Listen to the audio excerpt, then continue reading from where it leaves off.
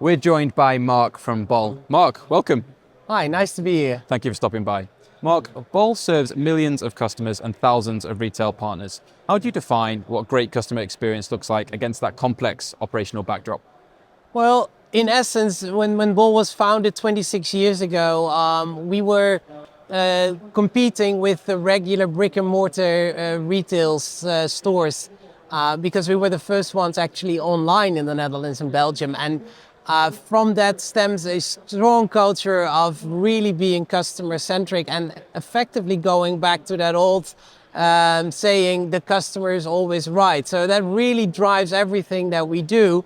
And we've dialed it down a bit to the level where we would say, okay, it's about making it effortless for customers to do business with us and making it fun as well. So I think those are two really important pillars of our customer experience strategy. And how do you decide which opportunities or problems deserve to shape your product strategy? Well, it's a numbers game, right? We get over 12 million questions a year, and that volume gets classified into what are the type of questions that get asked the most. So we use those numbers to see which are the questions that we should resolve the first. And by doing that, we are able to say, okay, if we then deep dive into what lies under these questions and what is actually the customer pain point, what solutions do best fit that problem? Well, we start effectively with the questions that end up in our call center the most.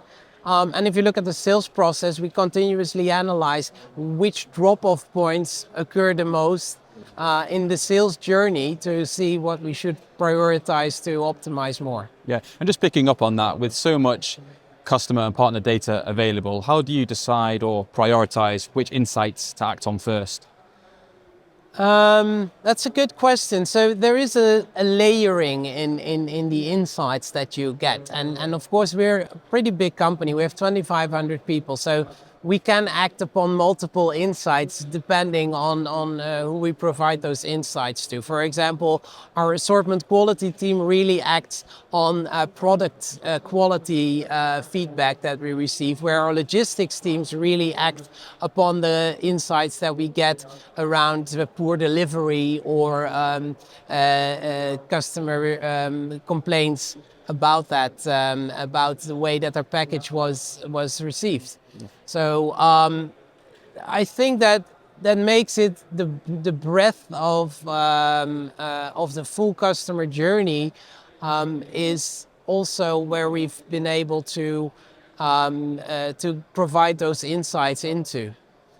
So in time, what we've been trying to do is to automate a lot of those insights. So it's not something that we need to continuously do manually. We provide the insight, we provide the dashboards, we provide the actions that they can take, and we do that automated so we can move on to the next problem without losing focus on the problems that we provided insights into earlier.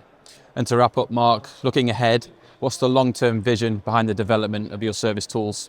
Well, for my service tools, it's about self-service eventually, not because they're cheaper to operate, but primarily because customers give us the feedback that they want to be able to solve their problems online themselves with as little hassle as possible and as fast as possible. And the challenge for us will be how to still instill that Bol feeling into the way that we automate that experience. Excellent insights. Mark, thank you so much for stopping by.